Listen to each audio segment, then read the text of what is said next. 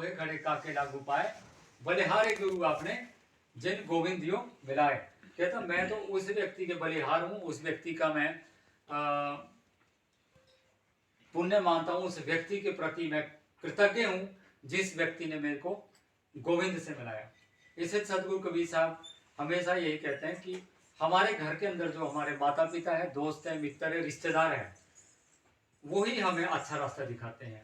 जिस घर के अंदर भजन कीर्तन सत्संग होगा तो बच्चों के अंदर भी उसका प्रभाव पड़ेगा और उसी का लाभ हमें भी प्राप्त होगा, हमारे बच्चों को भी उसी का लाभ प्राप्त होगा। तो एक भजन के माध्यम से हम जानेंगे कि आज का ये दिन जो पूजा है अपने बेटे को लेकर के यहाँ पर आए हैं गांव खेड़ा में, तो हम इनका यहाँ पर हार्दिक स्वागत करते हैं। और आज का दिन कैसा है और हम उसका क्या लाभ लेना चाहिए, इसलिए एक भजन के माध्यम से हम सभी श्रवण करेंगे। सभी दिना दे सोबटा आज का दिन बड़ा प्यारा हो, सभी दिना दे सोबटा आज का दिन बड़ा प्यारा हो।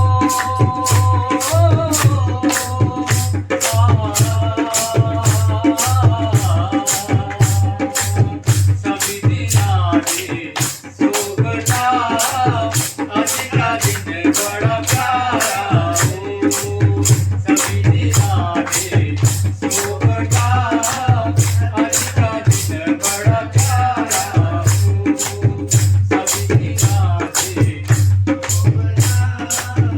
आज का दिन बड़ा प्यारा हो।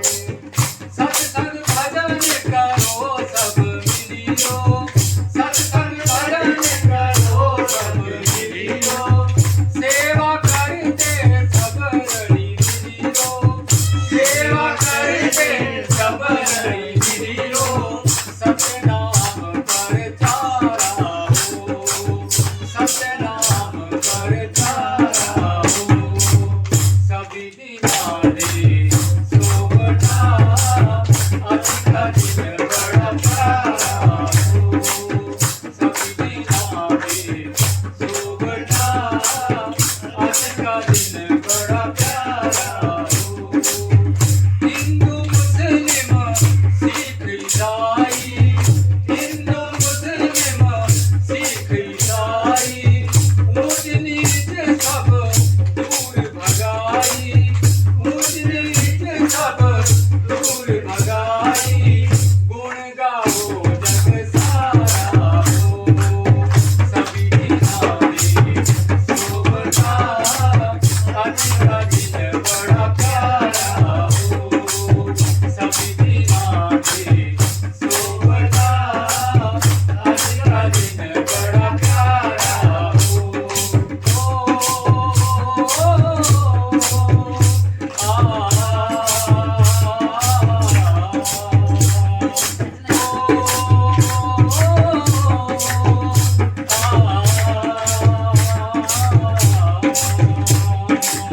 सभी दिना दे सोबटा आज का दिन बड़ा प्यारा हो। चिट्टा चोला तेरे अंग विराजे, चिट्टा चोला तेरे अंग विराजे, चंदन तिलक माथे पर साजे, चंदन तिलक माथे पर साजे, मुखड़ा लगो बड़ा प्यारा हो, सभी दिना दे सोबटा आज का दिन बड़ा प्यारा हो, सभी दिना दे सोबटा आज का दिन बड़ा प्यारा हो। बोलिए सदगुरु कबीर साहिब की जय। तो आज का दिन ही सबसे सोबटा है। हम कल का दिन सोबटा सोचते हैं, पीछे का दिन हमारा सोबटा सोचते हैं, अच्छा सोचते हैं, परंतु सदगुरु कबीर साहब क्या बोलते हैं कि भूतकाल है सपना और भविष्य काल है कल्पना और वर्तमान है अपना। ये जो हमारा बीतता हुआ क्षण है, अगर हम इससे अच्छा गुजारेंगे तो हमारा भविष्य भी इसी से अच्छा बनेगा। और कई बार हम सोचते हैं कि भविष्य में ये करेंगे और आज हमने ये किया, तो आज जो हम करेंगे वही भविष्य बनने वाला है। इसलिए बोलते हैं कि 24 घंटे में जो हम सोचते हैं अगले 24 घंटे हम वही करते हैं। अगर हम आज तक परिवार में खुश हैं, हमारे पास धन धान्य की कोई कमी नहीं है, हमारा स्वास्थ्य अच्छा है और हमारे रिश्तेदार बहुत अच्छे हैं, तो उसके पीछे यही कारण है कि हमने पूर्व में अच्छा किया। अगर हम आज अच्छा करेंगे तो हमारा आगामी आने वाला कल भी अच्छा ही होने वाला है। तो हम क्या करते हैं कि अपने कर्मों को सुधारना चाहिए और अपने आप ही अपना भविष्य सुधर जाता है। इसे सदगुरु कबीर साहब ने कहता है कि यह संसार सराय है, सभी मुसाफिर लोग, किया कर्म फल पाएगा जैसा कर्म का भोग। हम अपने कर्म सुधारते नहीं है और हम अपने फल की इच्छा करना शुरू कर देते हैं। इसलिए सदगुरु कबीर साहब ने अपने भजनों के माध्यम से, वाणी के माध्यम से यही हमको शिक्षा देते हैं। एक जगह भजन में मास्टर नत्था सिंह जी का भजन है, उन्होंने हमको यही शिक्षा प्रदान। दीपक की रोशनी में कोई बैठा वेद पढ़ रहा और कोई इसी बीच बैठा जुआ खेल रहा। दीपक नहीं है जिम्मेवार पाप पुण्य का, मैं खुद निगाह हूं तो बंदा खुद है निगाहवान। इसी दीपक की रोशनी में बैठे हम सत्संग कर रहे हैं, इसी के बीच में बैठ के कोई गलत कार्य कर सकते हैं, तो दीपक इसके लिए जिम्मेवार नहीं है। इसे सदगुरु कबीर साहब बोलते हैं कि सृष्टिकर्ता ने हमारे को श्रेष्ठ तन दिया है, इस तन का उपयोग करने की शक्ति हमको प्रदान की है। अगर हम इसका दुरुपयोग करते हैं तो फल की सजा तो हमको मिलने ही वाली है, इसको कोई टाल नहीं सकता। हम विभिन्न प्रकार की गलतियां करते हैं और गलतियां करने के बाद मंदिर में जाके अपने पापों की क्षमा मांगते हैं, हाथ जोड़ते हैं, परंतु सदगुरु कबीर साहब हमें इशारा करते हैं कि आपको तब भी पता था कि मैं गलत कर रहा हूं जब आप गलतियां कर रहे थे। इसलिए उन्होंने कहा कि कल की गलती को हम आज सुधारें भाई, हो जाएगा आने वाला कल सुंदर सुखदाई। कभी आग में आग डालकर आग नहीं बुझ पाई, आग बुझानी हो तो उसके ऊपर डालो पानी, कभी आग में आग डालकर आग नहीं बुझ पाई। तो गलतियां सुधारनी पड़ती है और तभी आदमी का भविष्य और वर्तमान उज्जवल होता है। इसलिए उन्हें कहते हैं कि कब कहता हूं मैं तुमको निर्दोष को मारो, कपड़े समझ के राही की तुम खाल उतारो, क्या पाप है क्या पुण्य है तुम आप विचारो, अच्छे बुरे कर्मों के लिए आजाद है इंसान। हमें आजाद रखा गया, हम अच्छा काम करें, हम बुरा काम करें, परंतु फल की सजा देने के लिए हमको प्रतंत्र किया गया है, क्योंकि वो सजा हमारे बस में नहीं है। इसलिए कहते हैं कि आदमी भगवान से डरता है, इसलिए शायद भजन भक्ति करता है। कहते हैं मुझसे कोई नहीं डरता, आदमी तीन चीजों से डरता है, एक तो रोग लग जाने से डरता है, एक मर जाने से डरता है, और एक जो धन संपत्ति जोड़ी है इसके खो जाने से डरता है। अगर तीन डर उसको ना होते तो शायद व्यक्ति धार्मिक भी ना बनता और मंदिर गुरुद्वारा मस्जिद में जाकर के भी नतमस्तक ना होता, क्योंकि वो आदमी जो है आज बहुत अभिमानी हो चुका है, उसको बहुत घमंड है। किस चीज का घमंड है? पैसे का बहुत घमंड है और स्वास्थ्य का बहुत घमंड है, और वो सदा यहाँ रहना चाहता है और अपना दावा यहाँ पर करता है। परंतु सदगुरु कबीर साहब क्या बोलते हैं कि दादू दुनिया बावरी, बिन दावे दिन काट, लाखों ही सौदे कर चले इस बनिए की हाट। यहाँ पर बहुत से लोग आए, सौदा करके चल गए, हम भी आए, हम भी यहाँ से चले जाएंगे। इसलिए कहते हैं कि ये बार बार यहाँ पर हमारा होना नहीं है। जब तक हम यहाँ पर हैं तब तक हमें यहाँ पर अच्छे काम करने चाहिए।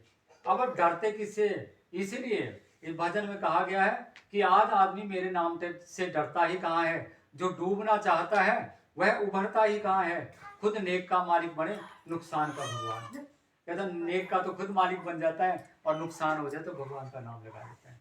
इसलिए कहते हैं कि जब बंदे की करतूतों पे शर्माते हैं शैतान, जब उसको रहे पाप की न पुण्य की पहचान, फिर फल की सजा देने को आता हूँ हुक्मरान, फिर लाता हूँ मैं जलजले और आंधियां तूफान। जलजले आंधियां तूफान ये प्राकृतिक कष्ट हमें हो सकता है, बाकी के कष्ट हम खुद ही पैदा करते हैं, अपनी गलतियों के कारण ही हम बीमार होते हैं। कोई भी रोग हमें लगता है तो मुंह के रास्ते बीमारी अंदर जाती है। जब हम गलत खान पान करते हैं उसी से हमारा शरीर खराब हो जाता है। परंतु सदगुरु कबीर साहब ने कितना समय पहले बोल दिया कि घी के तो दर्शन भले, खाना भला न तेल, साधु से साधु मिले, मूर्ख का क्या मेल। फिर और उन्होंने खाने के बारे में इशारा किया, उन्होंने बोला कि रूखी सूखी खाए के ठंडा पानी पीऊ, तू देख पराई चूपड़ी काहे ललचावे जीव। हमें शांत भाव से रहना चाहिए, जो हमें मिल रहा है हम उसी में खुश रहना सीखें तो हम उपलब्ध साधनों से हम खुश हो जाएंगे, क्योंकि यहाँ पर तृप्ति नहीं हो सकती। जितने भी साधन हम उपलब्ध करते हैं और प्राप्त करने की इच्छा हमको लगी रहती है। इसलिए सदगुरु कबीर साहब ने अपने भजनों के माध्यम से हमको ये संदेश देते हैं अपनी वाणियों के माध्यम से हमको संदेश देते हैं कि पैसे के हैं सभी पुजारी, पैसे का संसार, पैसे के हैं माता पिता और पैसे का परिवार। केवल मात्र पैसा ही एक कारण बन गया परिवार में आपस में इकट्ठा रहने का।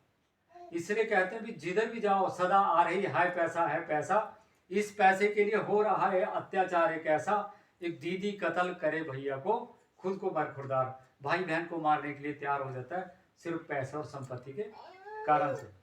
अब बोलते साधु संत के पास भी जाओ तो पैसा प्रधान, बने त्यागी और नागों के आलीशान मकान। और बोलते क्या है कि भजले प्राणी हरे हरे और माया से रहना परे परे। जो माया से हमें परे करते हैं वो खुद भी उसमें लिप्त रहते हैं। इसलिए कहते हैं कि मंदिर मस्जिद गुरुद्वारे में जो को निर्धन जाए, पंडित भाई मुल्ला क्या प्रधान भी नाक चढ़ाए। पैसे वाले आते हैं तब करते हैं सब सत्कार, पैसे बिना कोई ना पूछे सब कुछ देते टाल। फिर अंत में हमें क्या समझाया कि सच है भाई, पैसे बिना कोई काम न चलने पाए, पर ऐसा ना हो कि पैसा ही जीवन बन जाए। कर ले ये बैरागी की हम प्रार्थना स्वीकार। पैसा हर चिंता का कारण तो है, तो पैसा हर चिंता का इलाज भी है। पैसा कुछ भी नहीं है और पैसा बहुत कुछ है। तो हम अपने करोड़ों रुपए का शरीर एक मात्र पैसा कमाने में ही लगा देते हैं। और सबसे महंगा क्या था? हमारा शरीर। इसलिए कहते हैं कि दुर्लभ नर्तन पाए के, चूके अब की बार, बहु बूढ़े बहु चक्कर में, तब सहे घनेरी लात। काल करे सो आज कर, आज करे सो अब, पल में परले होएगी, तब बहुरी करेगा कब। तो ये जो समय हमें मिला है ये बार बार हमें प्राप्त नहीं होगा, बहुत ही दुर्लभ समय है। तो भजन कीर्तन सत्संग भी हमें जवानी में कर लेना चाहिए। जवानी में बोया गया ज्ञान रूपी वृक्ष, बुढ़ापे में हम उसके फल खा सकते हैं। बुढ़ापे में जो वृक्ष लगाते हैं उसके फल कोई और खाता है। तो एक भजन के माध्यम से हम सभी बोलेंगे कि जवानी में भजन करना क्यों जरूरी है। भजन करो मस्त जवानी में, बुढ़ापा किसने देखा है। भजन करो मस्त जवानी में, बुढ़ापा किसने देखा है। भजन करो मस्त जवानी में, बुढ़ापा किसने देखा है। भजन करो मस्त जवानी में, बुढ़ापा किसने देखा है। भजन करो मस्त जवानी में, बुढ़ापा किसने देखा है। जवानी में हाथ बढ़े कमजोर, बुढ़ापे में हाथ बढ़े कमजोर। दामन करो मस्त जवानी में, बुढ़ापा किसने देखा है। दामन करो मस्त जवानी में, बुढ़ापा किसने देखा है। भजन करो मस्त जवानी में, बुढ़ापा किसने देखा है। बुढ़ापे में आँख बड़ी कमजोर, बुढ़ापे में आँख बड़ी कमजोर। दर्शन करो मस्त जवानी में, बुढ़ापा किसने देखा है। दर्शन करो मस्त जवानी में, बुढ़ापा किसने देखा है। भजन करो मस्त जवानी में, बुढ़ापा किसने देखा है। बुढ़ापे में पैर बड़े कमजोर, बुढ़ापे में पैर बड़े कमजोर। तीरथ करो मस्त जवानी में, बुढ़ापा किसने देखा है। तीरथ करो मस्त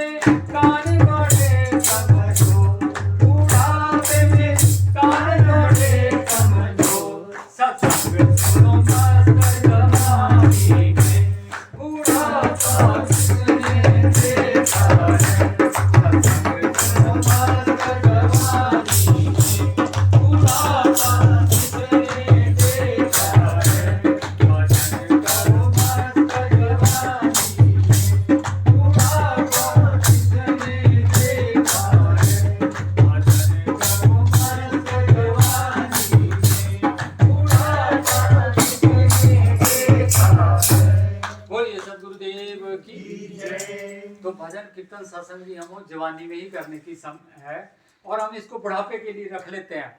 और जब बुढ़ापा आता है तो ना हमारे कान सुन पाते हैं, ना आंखें देख पाती हैं, ना पैर चल पाते हैं, ना शरीर साथ देता है। तो भजन भक्ति हम अंत समय के लिए रख लेते हैं, जबकि ये भी प्रतिदिन करने का काम है।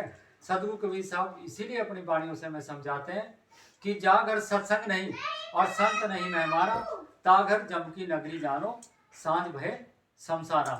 सत्संग भजन कीर्तन भी इसी तरह से करना होता है। प्रतिदिन जिस तरह से हम भोजन करते हैं और क्रियाकलाप करते हैं, इसलिए कहते हैं कि 3 बार भोजन और भजन 1 बार, और उसमें भी डल गए झंझट 1000। और 1 बार भजन करना होता है, उसमें भी 1000 झंझट डाल देते हैं। हमें आधा घंटा भी बैठने में परेशानी हो जाती है, क्योंकि यहाँ पर मन पे चोट लगती है।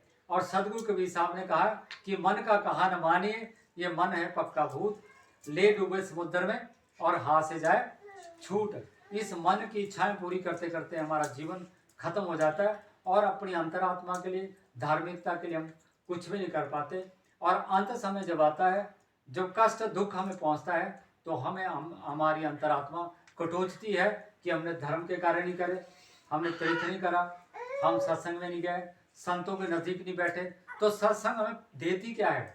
सत्संग हमें सहन करने की शक्ति देती है, उपलब्ध साधनों में जीना सिखाती है, शांत जीवन व्यतीत करना सिखाती है, और उसी से ही हमारे जीवन में शांति आती है।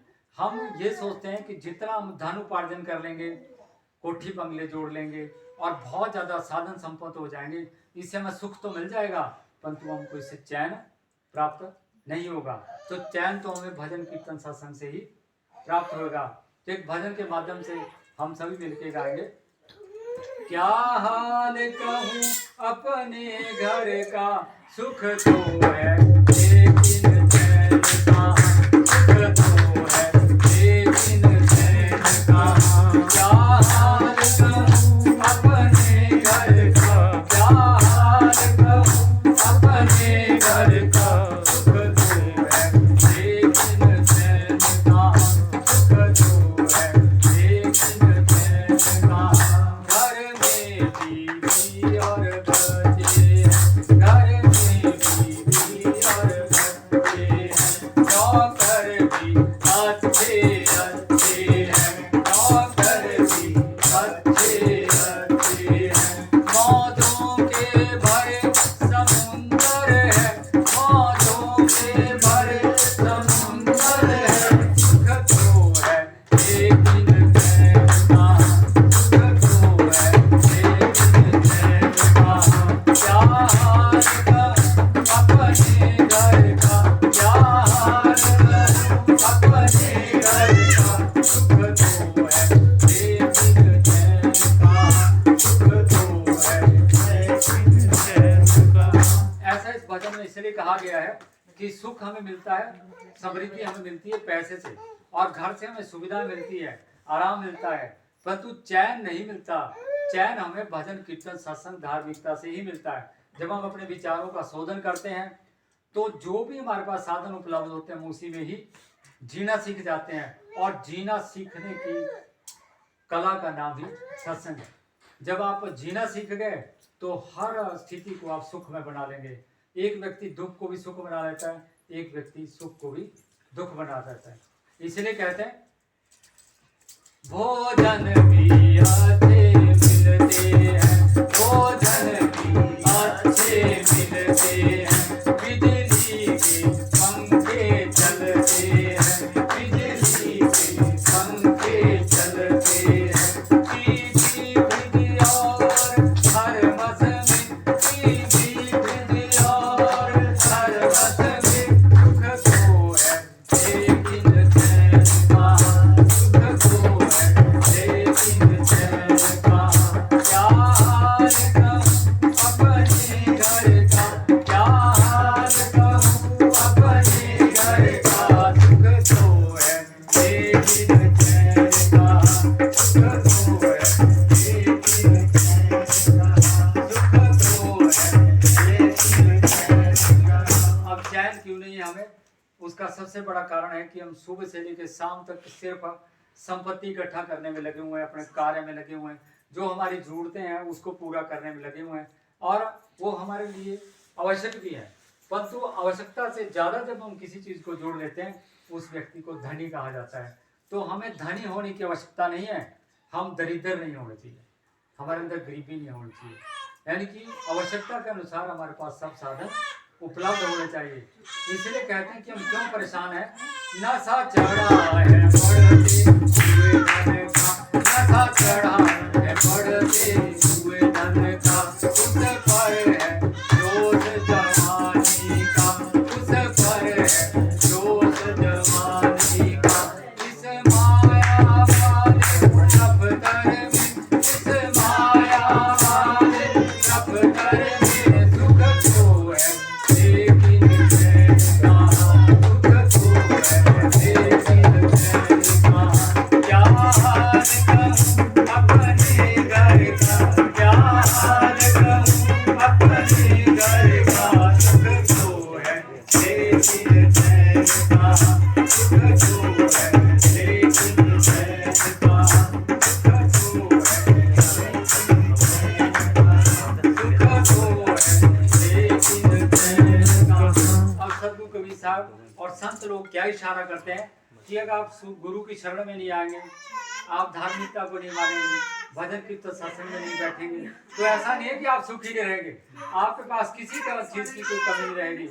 आपका धन होगा, धान्य होगा, समृद्धि होगी, आपके पास जितनी भी संसार की चीजें सारी उपलब्ध होगी, तब तो एक चीज की कमी हो जाएगी, वो है मन की शांति, चैन। वो आपको प्राप्त नहीं होगा। इसे सदगुरुदेव के मानते रहे, ये शांति भी प्राप्त होगी, हमें मन का चैन भी प्राप्त होगा, और हमारी आत्मा भी तृप्त होगी, और हम खुशी खुशी संसार में व्यवहार भी करेंगे, और किसी से गुस्सा नहीं करेंगे, तकरार नहीं करेंगे, और प्यार से रहेंगे।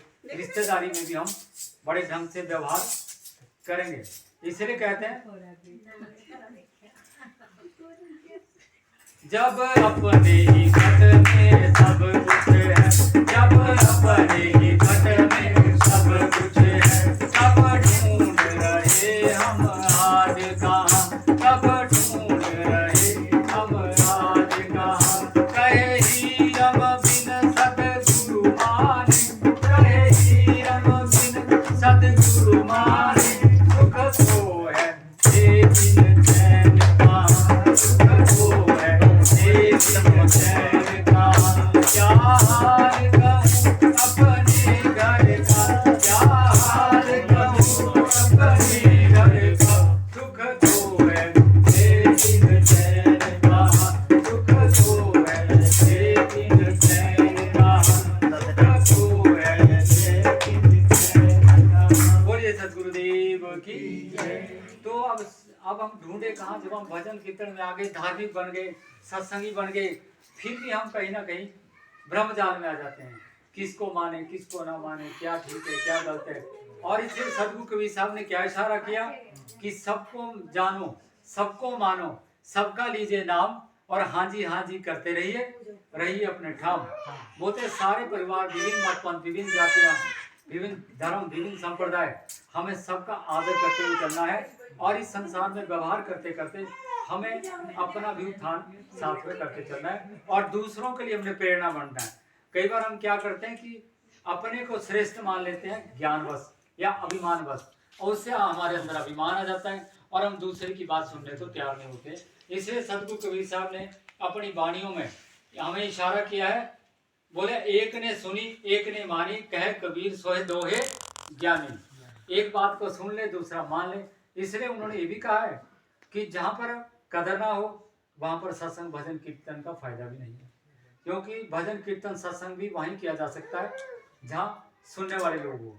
अब हम भगवान को प्राप्त करना चाहते हैं, ईश्वर को प्राप्त करना चाहते हैं, परंतु जल्दी जल्दी हम काम सब करना चाहते हैं, और जल्दी से कोई काम होने वाला नहीं है। तो हम भी सब जल्दी जल्दी में ही आज कार्यक्रम कर रहे हैं। तो भगवान को हम कितना जल्दी पाना चाहते हैं, एक भजन के माध्यम से, कि जल्दी जल्दी में हम जा रहे हैं, खाने पीने की फुर्सत नहीं है। जल्दी जल्दी में हम जा रहे हैं, खाने पीने की फुर्सत नहीं है।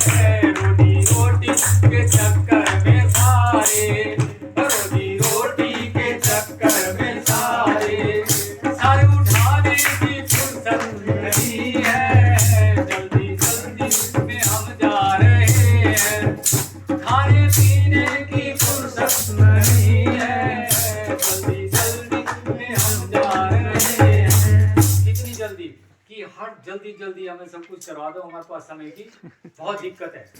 अब क्या जल्दी करते हैं, सर्वप्रथम जो हमारा शिशु पैदा हुआ, अब हमारे बेटा बेटियां पति पत्नी आपस में सब नौकरी पेशा है, पैसा कमाने की होड़ में जो है हमने शारीरिक रिश्तों को खत्म कर दिया। अब जौन पैसा कमाने चाहते तो उनके पास समय की दिक्कत आ जाती है। तो भजन में कैसे बोला कि उनको कैसे जल्दी है, एक देवी जी नौकर से बोली, एक देवी जी नौकर से बोली, दूध ला करके पप्पू को पिलाना, दूध ला करके पप्पू को पिलाना।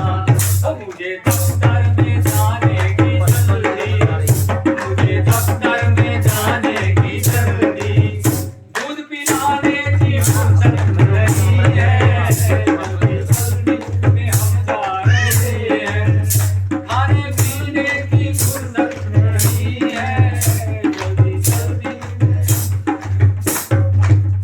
देखो चक्कर चला आज कैसा, हाय पैसा अरे हाय पैसा, देखो चक्कर चला है जी कैसा, हाय पैसा अरे हाय पैसा। वो बात करने की फुर्सत नहीं है, बात करने की फुर्सत नहीं है, और सुनाने की फुर्सत नहीं है, जल्दी जल्दी में हम जा रहे हैं, बात करने की फुर्सत नहीं है, जल्दी जल्दी में हम जा रहे हैं। अब हम खेती बाड़ी का काम करते हैं। गांव में बोलते हैं आदमी को काम मार देता है और शहर में व्यक्ति को आराम मार देता है। वहां पर इतना काम हमारे भाई लोग करते हैं कि शरीर का ध्यान नहीं रखते और जोड़ दर्द होते हैं, विभिन्न प्रकार की बीमारियां लग जाती है। और शहर में खाने पीने का बहुत ध्यान रखते हैं, परंतु वो मेहनत नहीं करते, काम नहीं करते, कम काम करते हैं, और शरीर में जो विजातीय द्रव्य हैं, विषैले द्रव्य इकट्ठे हो जाते हैं और उससे शहरों में बीमारियां लग जाती हैं। इसलिए बोलते हैं कि गांव में काम व्यक्ति को परेशान कर देता है और शहर में आराम व्यक्ति को परेशान कर देता है। तो गांव में शारीरिक परेशानी ज़्यादा है और शहर में मानसिक परेशानी ज़्यादा है। इसलिए एक भजन के माध्यम से ये चीज़ बताइए कि कैसे गांव में व्यक्ति परेशान रहता है। इन किसानों के हालत भी देखो, इन किसानों के हालत भी देखो, मैले कपड़े और साड़ी बड़ी है, मैले कपड़े और साड़ी बड़ी है, काम दिन रात पानी में करते, काम दिन रात पानी में करते, पर नहाने की फुर्सत नहीं है, जल्दी जल्दी में हम जा रहे हैं, खाने पीने की फुर्सत नहीं है, जल्दी जल्दी में हम जा रहे हैं। अब हम बच्चों को पढ़ाना चाहते हैं, स्कूल में ले जाना चाहते हैं, अपने बच्चों को हम कामयाब बनाना चाहते हैं, परंतु हम उनको पढ़ाई की तरफ ध्यान नहीं देते। अब हमारा बच्चा अच्छे नंबर नहीं लाता, तो इसी तरह से क्या है कि हम वहाँ भी किसी दूसरे तरीके से बच्चे को कामयाब करने के प्रयास करते हैं, जो संभव नहीं है।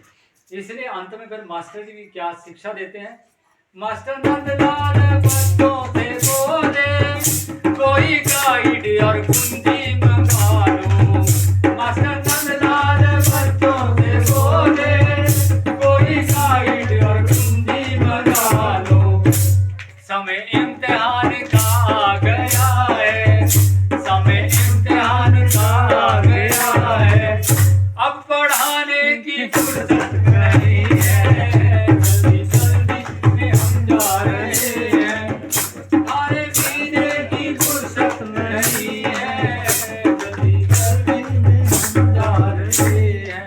अब अंत समय में जल्दी क्या हुई, ये तो सारी चीजें माफ होगी तो संसारिक था। अब गुरु महाराज के दरबार में आके भी जल्दी, वहां पर भी व्यक्ति चाहता है कि मुझे बैठना ना पड़े, कुछ सुनना ना पड़े, उसको श्रवण करके उस पर चलना ना पड़े, मेरे जो मन के ऊपर कहीं रोक ना लग जाए। इसलिए कहते हैं कि दुखों की अगर चोट खाई ना होती तो शायद तुम्हारी याद आई ना होती। जब तक व्यक्ति डर के कारण या लालच के कारण भक्ति करता है, और वो व्यक्ति निस्वार्थ भक्ति नहीं होती।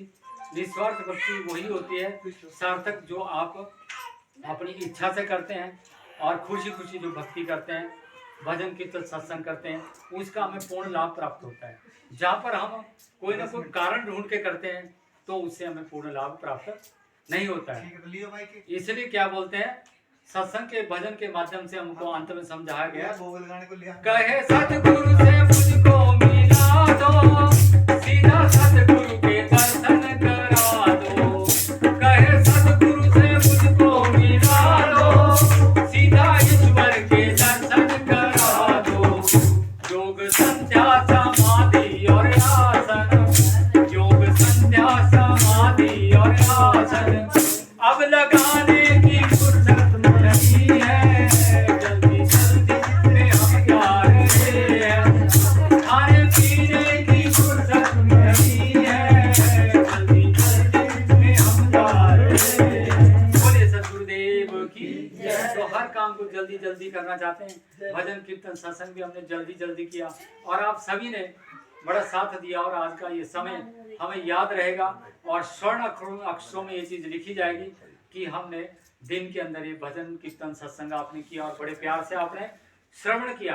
अब आदमी जब धार्मिक बनता है, धार्मिक बन जाने के पश्चात उसको ये पता नहीं चलता कि भगवान है कहाँ, जागृत में है, इंसान में। कोई बोलते इंसान में भगवान है, कोई बोलते मंदिर में भगवान है। तो एक बार की छोटी सी बात मैं आपको बताऊंगा जिससे मैं अपनी शंका हम समाधान करने का प्रयास करेंगे।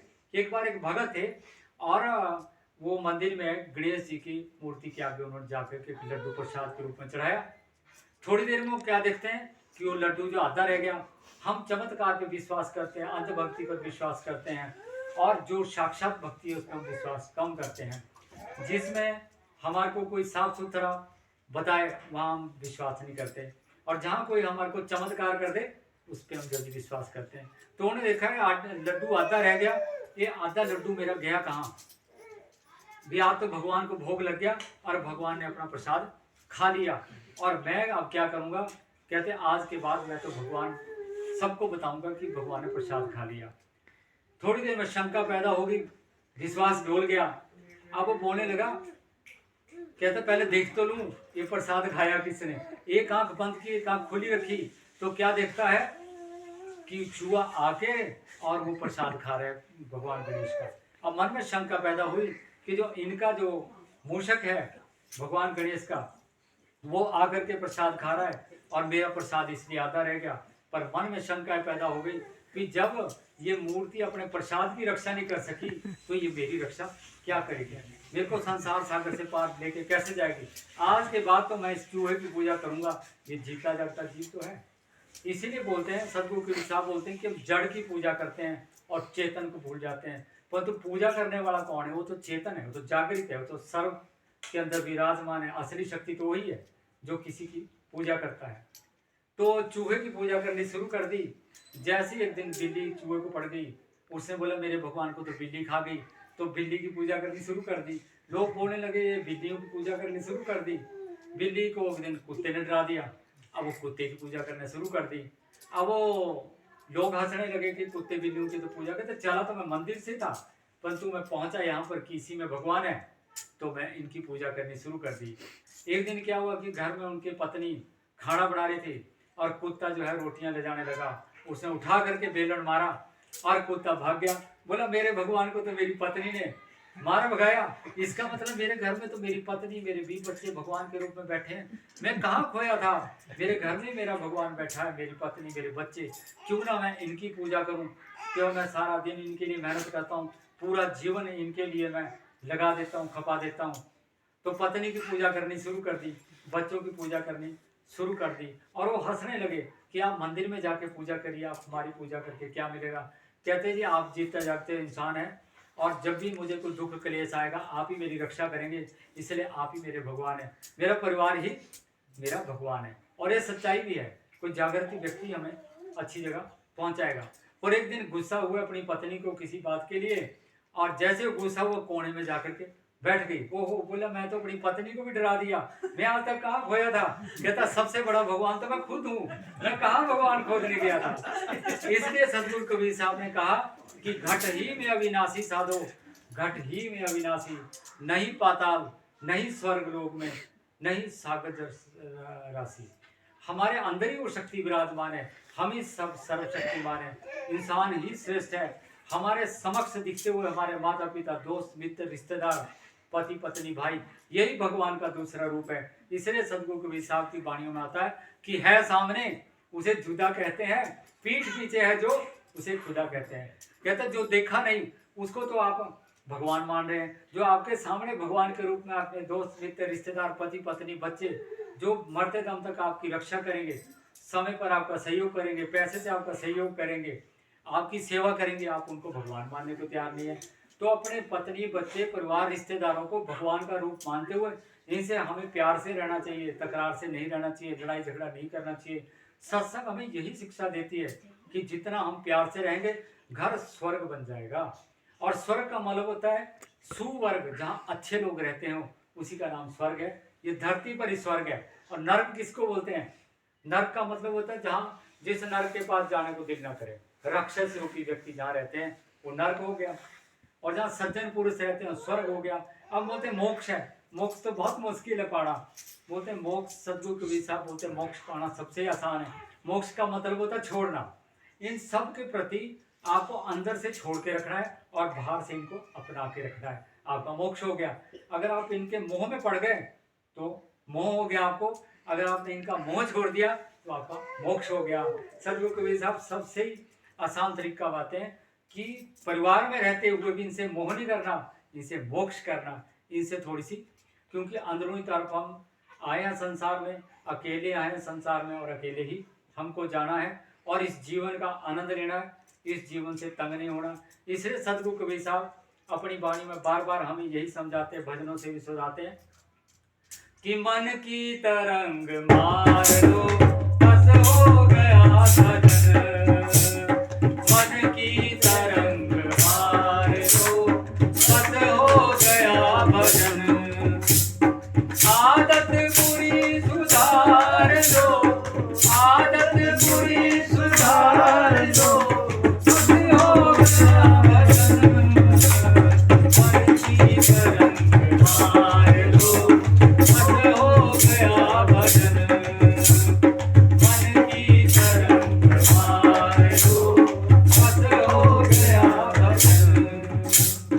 आए हैं हम कहाँ से और जाना है कहाँ पर, आए हैं हम कहाँ से और जाना है कहाँ पर, मन में ये विचार लो बस हो गया भजन, मन में ये विचार लो बस हो गया भजन, आदत बुरी सुधार लो बस हो गया भजन, एक ही सभी के साथ में बन जाए तो करो, एक ही सभी के साथ में बन जाए तो करो, मत सरबती का भार लो बस हो गया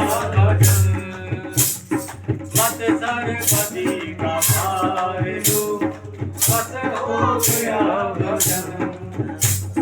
गीता पुराण बाइबल गुरु ग्रंथ या पुराणा, गीता पुराण बाइबल गुरु ग्रंथ या पुराणा, निकाल सार सार लो बस हो गया भजन, निकाल सार सार लो बस हो गया भजन, आदत बुरी सुधार लो बस हो गया भजन, आदत बुरी सुधार लो बस हो गया भजन। बोलिए सद्गुरुदेव की जय। तो आज का जो सत्संग हम सभी ने सुना, आपने सुना, और ये सार गर्भित प्रसंग, भजन कीर्तन सत्संग सदगुरु कबीर साहब की वाणियों से कुछ दोहे जो भी आपने सुने, मैं आप सभी से प्रार्थना करता हूँ कि आप इसको मात्र सुने ना, इसको अपने जीवन में डालने का प्रयत्न करें, और जो भी चीज़ आपको अच्छी लगे वह आप अपने जीवन में अपनाने का प्रयास करें, और जो भी चीज़ आपको उसमें अच्छी ना लगे वह आप किसी दूसरे के लिए छोड़ दें, क्योंकि वाणी कभी बुरी नहीं होती, कई बार वो हमारे लिए नहीं किसी दूसरे के लिए होती है। इसलिए कहते हैं कि सदगुरु कबीर साहब ने वाणी में कहा है कि शब्द समारे बोलिए, शब्द के हाथ न पाओ, एक शब्द करे औषधि और एक शब्द करे घाव। कहते धर्म के नाम पर हमें लड़ाई नहीं करनी है, आपस में हमें प्यार करना है। इसलिए कहते हैं कि मंदिर मस्जिद गुरुद्वारों में बांट दिया भगवान को, धरती बांटी सागर बांटे, अब मत बांटे इंसान को। हम आपस में प्यार से रहें और सत्संग भजन कीर्तन करते रहें, सब धर्मों का सम्मान करें, और सदगुरु कबीर साहब के द्वारा दिए गए संदेशों को अपने जीवन में उतारने का प्रयत्न करें, और जहाँ तक हो सके उस पर चलने का प्रयास करें। इसे सदगुरु कबीर साहब ने हम कहा कि पहले आप आचरण करें, फिर से दे उपदेश, सो सांचो हित कर लागे, सो सांचो उपदेश, यानी कि जो हम सुने उस पर हम अमल भी करें और अपना विचार भी करें। तो बोलिए सदगुरुदेव की जय, बोलिए सदगुरु कबीर साहेब की जय। दास जान निज आपनो बिनती सुनिए मोर, बिनवत हूँ कर जोर के हूँ शरणागत तोर। काम क्रोध मद लोभ में पड़े निपट गवार, शरणाए की लाज है साहेब लीजो बार। मम दृष्टि मां मलिन है खानी बान के बीच, दया करी गुरु बोधिए मैं अधमत नीच। साहिब के दरबार में कमी काऊ की नहीं, बंदा मोहे पावे नहीं चूक चाकरी माई। बंदो सन्मुख पार की शीस भेंट दरबार, वचन उचारो बंदगी सत्य प्रेम के साथ। साहिब साहिब साहिब, बोलिए सदगुरु कबीर साहेब की जय, बोलिए सदगुरु कबीर साहेब की जय, बोलिए सदगुरु कबीर साहेब की जय। आरती हो गुरु आरती हो, आरती गरीब दीवार साहेब आरती हो, आरती दीन दयाल साहेब आरती हो। आरती हो गुरु आरती हो, आरती हो गुरु आरती हो, आरती दीन दयाल साहेब आरती हो, आरती गरीब दीवान साहेब आरती हो। ज्ञान आधार विवेक की बाती, ज्ञान आधार विवेक की बाती, सूरत जोत जानार साहेब आरती हो, सूरत जोत जानार साहेब आरती हो। आरती हो गुरु आरती हो, आरती दीन दयाल साहेब आरती हो, आरती गरीब दीवान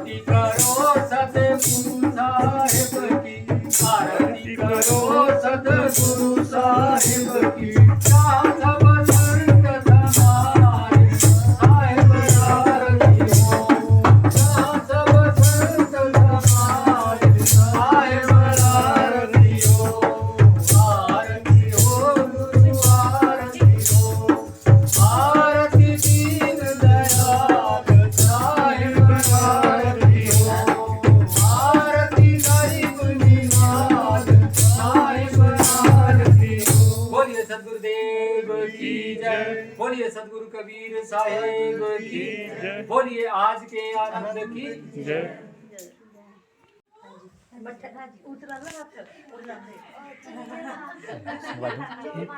ये भी लगा दो, ये भी लगा, हाँ ये मिक्स कर देना।